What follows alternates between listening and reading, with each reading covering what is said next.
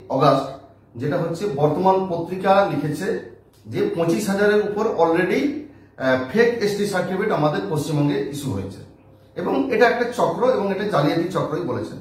তো আমরা কম বেশি আমরা তো অ্যাডভার্টাইজে সবসময় দেখি যে বর্তমান পত্রিকা কি বলে যে ভগবানকে ভয় করে না। তো যাই হোক, মোটামুটি ভগবানকে যখন ভয় করে না, নিঃসন্দেহে ওনাদের একটা সত্যিটাকে তুলে ধরেছে, এটা মনে করা যেতেই পারে। কিন্তু সত্যিটা কেমন সেটাকে আমরা একটা বিশ্লেষণে আসি।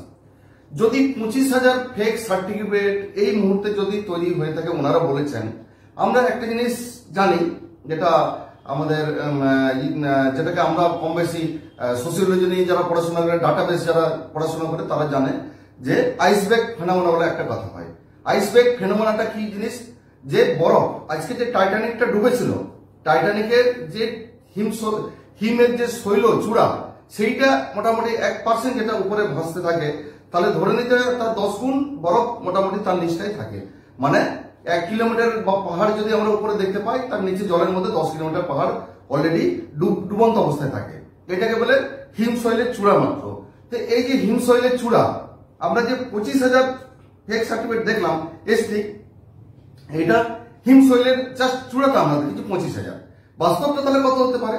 আপনি ধরুন এরপর 25,000 ইন্টু 10 দিয়ে যদি আপনি গুণ করেন, তাহলে আপনি ধরুন এখানে প্রায় 2.5 লক্ষ এসটি সার্টিফিকেট অলরেডি ইস্যু হয়েছে এই ইমিডিয়েট এই বছরের মধ্যেই আমাদের মোটামুটি অ্যাজ পার বর্তমান পত্রিকার পরিপ্রেক্ষিতে। যদি 2.5 লক্ষ ফেক এসটি সার্টিফিকেট দেওয়া হয়, 2.5 লক্ষ মানুষ নিশ্চয়ই চাকরি পায়নি। এই 2.5 লক্ষ ফেক সার্টিফিকেটের মেন অন্যতম ইস্যু হচ্ছে আদিবাসীদের জায়গা, তাকে নিজের জায়গাতে নিজের ইয়েতে কনভার্ট করা এবং জমি জায়গা কেনাটাই মোটামুটি সম্ভবত মেন উদ্দেশ্য হবে। চাকরি করার উদ্দেশ্য হয়তো অতটা নয়, কারণ পশ্চিমবঙ্গে 2.5 লক্ষ চাকরি কবে আদিবাসীরা কবে পাবে, এরকম ভাবার কোনো কারণ নেই। মেন জমি জায়গা দখল করা আরো অন্যান্য সুযোগ সুবিধার জন্য। তো যাই হোক, আজকে যদি 2.5 লক্ষ যদি ফেক সার্টিফিকেট হয় এই মুহূর্তে, তাহলে আমরা যদি 10 বছরের পরিসংখ্যান যদি ধরি, আজকে নিশ্চয়ই হঠাৎ করে ফেক সার্টিফিকেট তৈরি হয়নি। তাহলে এইটাকে কেন আমি বলছি হঠাৎ করে হয়নি, তার কারণটা আমি বলছি যে এই মুহূর্তে যদি আমরা 2.5 লক্ষকেই ধরি, এটাই স্ট্যান্ডার্ড ধরি যে এই বছর হয়েছে, তাহলে আমরা যদি এটাকে 10 বছরের পরিসংখ্যানে ধরি, এই লাস্ট 10 বছরে, তাহলে সব থেকে কম হলো মিনিমাম 2.5 কোটি ফেক সার্টিফিকেট ইস্যু অলরেডি হয়ে গেছে।